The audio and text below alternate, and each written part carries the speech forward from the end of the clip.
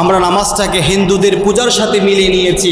হিন্দুরা যেমন শুধুমাত্র পূজার সময় আসলে তারা মোটামুটি পূজায় গিয়ে অংশগ্রহণ করে, আর সারা বছর তাদেরকে আর খুঁজে পাওয়া যায় না। আমরা মুসলমানরা ফি কুল্লি ইয়াউমিন ওয়া লাইলা, একজন মুসলমানের জন্য দৈনন্দিন দিনে এবং রাতে 5 ওয়াক্ত নামাজ ফরজ।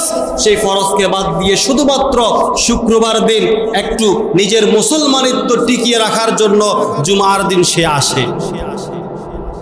ছেলে মেয়ে আত্মীয় স্বজনদেরকে নিয়ে সাজগোজ করে শুধুমাত্র শুক্রবারে নামাজটা পড়ার জন্য আসে, আর 5 ওয়াক্ত নামাজ সে পড়তে পারে না। অথচ জুমার নামাজ আপনার কাছে যেমন গুরুত্ব, এরপর আসরের নামাজটাও সেম গুরুত্ব। আপনি জোহরকে মূল্যায়ন করলেন না, আসরকে করলেন না, মাগরিবকে করলেন না, ইশারকে করলেন না, ফজরকে করলেন না, শুধুমাত্র আপনি সপ্তাহে একদিন জুমাকে আপনি মূল্যায়ন করলেন। এই মূল্যায়ন দিয়ে পরকালে